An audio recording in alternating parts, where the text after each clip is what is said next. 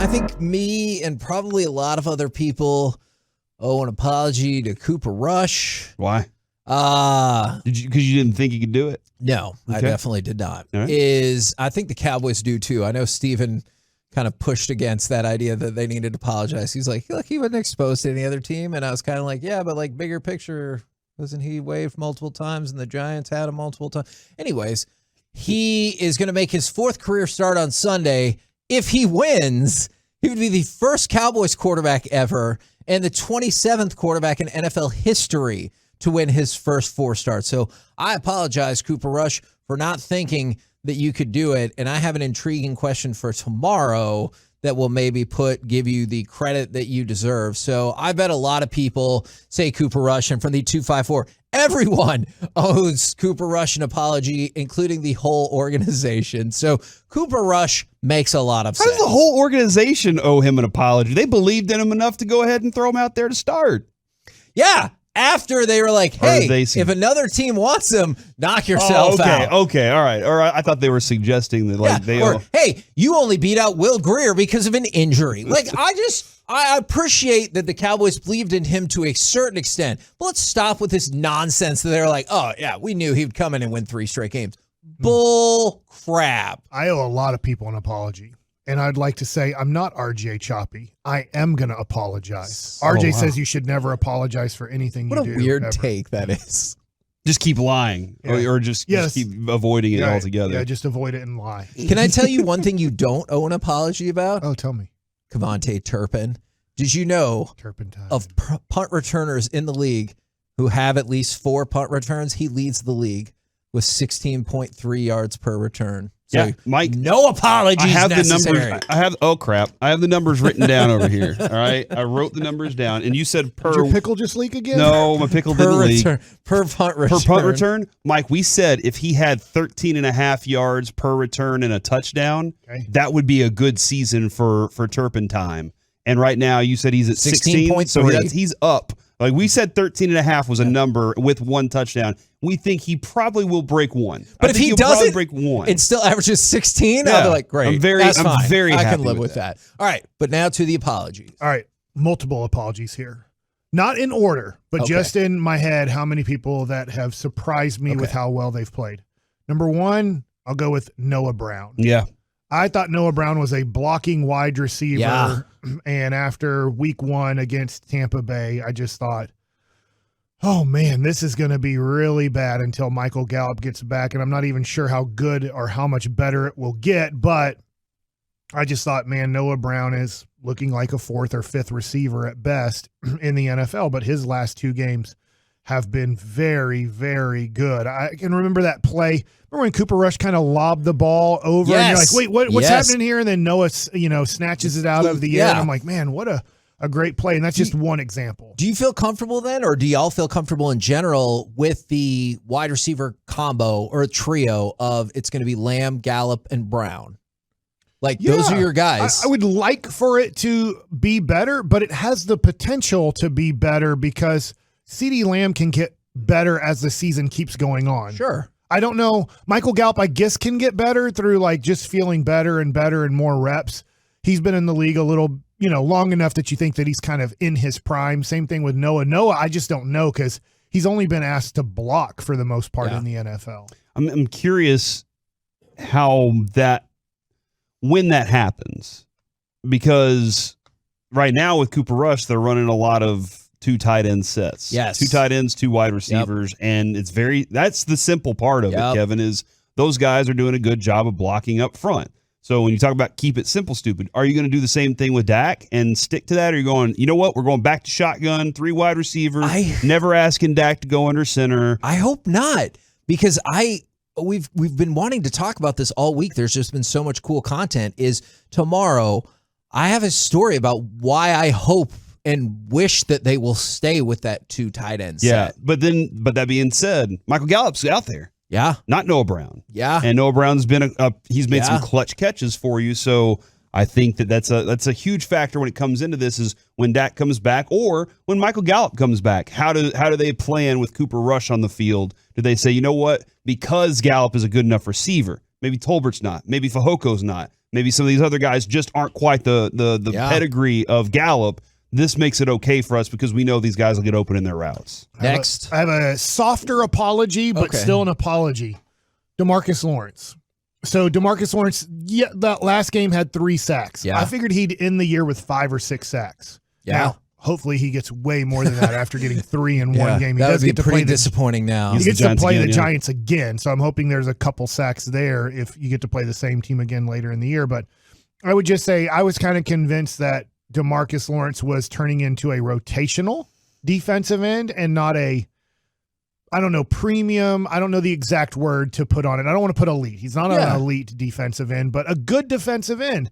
And this last game, he really showed that he can still provide a lot of game-changing plays, which I thought were maybe past him because of injuries. Right on time with that. I need to apologize to D-Law, Pat from Plano. So I don't think that you're alone. Apologize to who, Kevin? Oh, Tank. Thank Excuse you. me. And I did say that yesterday. Yes, apologize to Tank for sure. My next one, and in a weird way, I'm going to make an apology here to Tyson Smith. Tyler Smith. Sorry. To Tyler Smith. He does look like a heavy hitter, don't he? Yes. Yeah. And I thought that he was going to struggle more not practicing at all until 5 to 8 days to go till opening night. That it's just like, look, I think this is probably his future position, but I would assume you need to practice this at an NFL level to look competent at it. And I thought the first month of the season, he was going to struggle with penalties. And I know he's had a few. Yeah. He was going to struggle with blown assignments. He was going to struggle with a veteran guy making a couple moves on him that he's just like, crap, I've never seen this in my life yet at this level. And he's really done a great job. He's done a good job at playing left tackle. A couple of people are jumping in on that one. From the 469, we all owe Tyler Smith an apology. And from 214, Cowboys champ on YouTube, I want to apologize to Tyler Smith. I thought he was going to suck, and he's doing way better than I thought. Why would you think that? I mean, probably because some of the reasons that Mike laid out. Small college, because he had a bunch of penalties in college. Yeah. Because nobody can develop. Nobody can get better. Like, come on. I also want to throw out an apology to Brett Maher. Well, Kevin, I'm going to go ahead and get my list started here.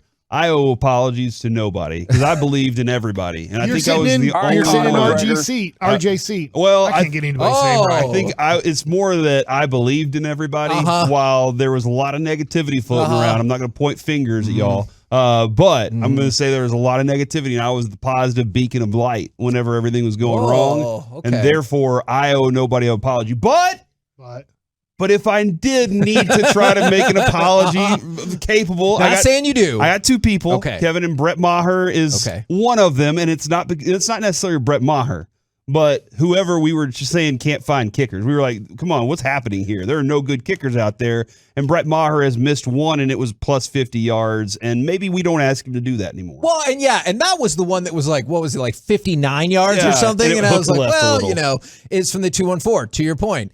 I owe the apology to Brett Maher. He's pretty reliable and solid when it comes to kicking the rock. He's proven he can be the kicker for this team, and I would trust him with a late game kick. I think in this moment I would too. I'll also say, I'm not saying that I talked poorly about this guy, but I did have some doubts, and Terrence Steele is turning into a very, very good run blocker right now. I love to hear that. And from the 806, I owe Terrence Steele an apology. I thought he was going to suck it up, but he's really stepped up in place of Lyle Collins. Yeah, I'd take Steele over Rashawn Slater right now for sure. Well, okay, sure, because Rashawn Slater is out for the rest of the year. So that is a factual statement. Hey, by the way, knee. I do just keep playing. Would you still take Steele over Collins?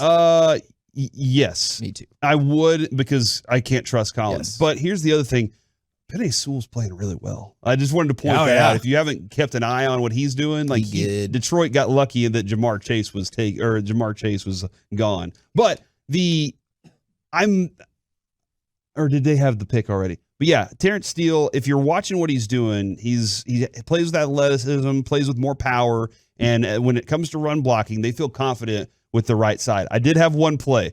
The play where Zach Martin yelled, "Stop doing that S." I'm still trying to figure out what he's talking about because I saw lots of different things that he could have been making Steele mention or of. the sideline? Maybe the sideline or Steele or the refs. There's lots of things that I think it could have been. So there we go. This one's interesting. This might be the only one I've seen for Kellen Moore thus far from the 940.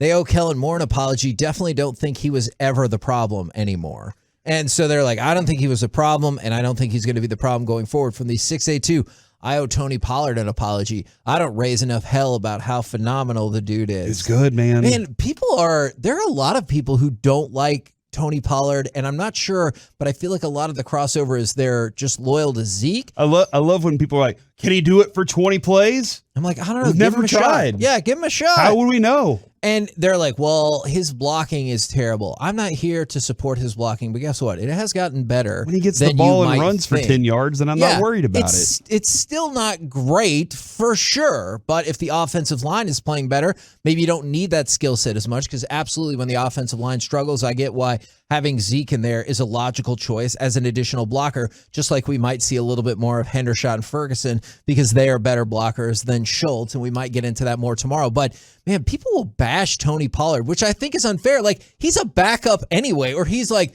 consistently been a backup. I know the Cowboys always go, it's 1 and 1A, and I'm like, well, that's not really the way you use them, but all right. 2 consecutive texts here say, Broadus owes an apology to Kellen. Also, we owe an apology to Kellen Moore. And I want to see him have this success with his offense when Dak is at the quarterback position again. Okay. Because what they're doing is working, yes. And congratulations on that. I want to see if that carries over further whenever Dak's on the field, if they can help him in those moments too. It sounds like are you going to dispute? No, well, we were out of time, but I was going to say I like it. I'm just wondering how much Mike McCarthy is helping after his comment going into the Cincinnati game of I need to help the young guy out. And so I'm just wondering how many people, I don't feel like I need to in this situation because I haven't really bashed McCarthy a lot, but I wonder the people that have bashed McCarthy, if they're wondering, man, I need to apologize. That guy won 2 games with a backup quarterback now.